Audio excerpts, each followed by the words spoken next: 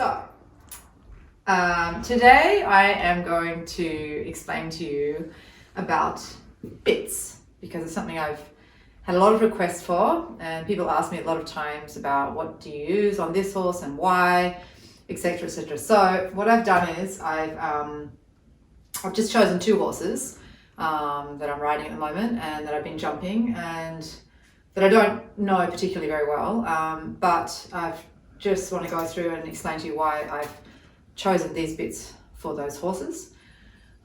Just keeping in mind that every horse is different, and every rider likes to ride with a different amount of pressure, so it doesn't mean that everything you do is right or wrong. It's how you feel, and it's I think the most important thing is that you have a really good connection with your horse. And some people like to have the horses stronger in the hand, and some people like to have them a lot lighter in the hand. And I think, ideally it's better if you can ride a horse in a snaffle, but unfortunately not all horses are like that. And I think a lot depends on how much leg you have as well. So there's so many different combinations and ideas of how you should and shouldn't ride your horse. But like I say, nothing is right, nothing is wrong. It's all about how you feel and the connection that you have with your horse. So I'm going to talk about Leticia. So she's a 9-year-old mare that I've been riding recently, and she has a very soft mouth, which is very nice at home. So I have to ride her with quite a lot of leg to get her a little bit through and stretching down, that she's working from behind. That's very important.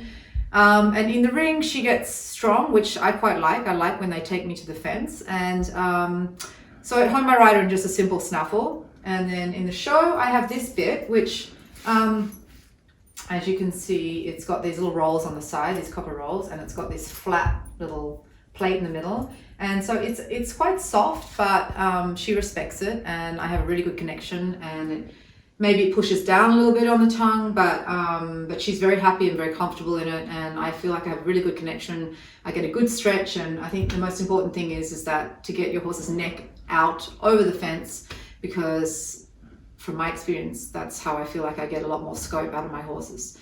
And that comes a lot from using your legs and getting them from the leg into the bridle, and then being soft with your hand at the same time, and that they follow your hand over the fence. So that's basically how it should be, or how I like it to be. Okay, now Identity is a different situation. And I'm not sure if I've found exactly the perfect bit for her yet. So in the past, she was ridden before in a hacker bit, which is this one. And this has got a very, very soft mouthpiece. And, every bit comes in different shapes, sizes, thicknesses, weights, copper, rubber, plastic, all sorts of different mouthpieces. So, and this one, as you can see, it's got a very limited rotation. You can change this. This is actually not the one I use on her, but this is just a general hacker bit. Sometimes you can make the nose bands here softer or more snug and fitted to the horse's nose, depending on how you want. You can put a strap behind, or you can make it stronger, and you can put 2 reins or a divider. So she was ridden in this before, and she got a little bit strong for me in that. So I decided to switch her to this Pelham here, which is actually the same one that California goes in. And I've got a divider on here. The mouthpiece is quite nice and soft. A little ridge here, just to sit nicely in her mouth. And I have here the chain, a little strap behind with a latex on. And if she gets too strong, I can take that latex off, which is just hanging here. And the most important thing for her is that I keep her round. I have to watch she doesn't get too rounded on the nose, that she's not on the forehand. So I've just got to keep the balance up a little bit. And the most important thing for me is to try to stay soft at the fence, but I still need to keep quite a good connection because she gets pretty strong. I'm not sure if I'm going to continue using this bit with her, but I'm going to see how the next shows go when the shows come up, and then we're going to go from there. And then another bit that I like to use, which is a bit that I made for Tequila. It's actually it was a pony gag, and then I had it lengthened and made to bigger size. Covered it up. I love latex. Covered it up with latex, so it's really, really soft and it's bendy. And then, she was quite strong, but on the fence very soft. So I had to make sure I had something that was strong enough, but also soft at the same time. The lights have gone off. And Macy's scratching at the door. Macy, come in. Okay, I'll let Macy in because she wants to come in. Here. Come in. Thank you. She can help me. Lots of other bridles here. You can see all my Amerigo saddles here. And of course, like I said, Pierce's Sweden bridles are the bridles that I like to use. All got different nosebands as well.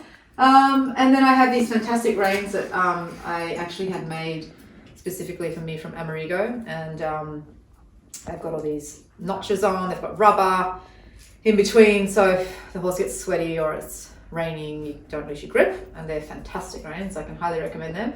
And yeah, just getting back to this bit with Leticia, so I put, what I think is a really good idea is to put like a divider on here. So you put it through, make sure you put it on in the ring part of the bit, not here, otherwise it's just going to slide up and down. And then on the edge here of this ring that goes through, so you can sort of block it so it doesn't go really far, or you can make it a lot shorter. So it just depends how much control you want to have, and it depends how much gag, I guess, you want to use. I necessarily don't like using a gag on one rein, but this actually worked really well with her because it blocked. So I only let it go to a certain point and won a lot of Grand Prix with that bit. So it was a great bit that I invented, which I like to do. And that's really about it. If you've got any questions, you can send them through. I'll see if I can answer. But like I said, every horse is different, every rider is different, and there's nothing right or wrong. And I just hope that you can learn something from this and take it back to your horses and see if it works. Thank you.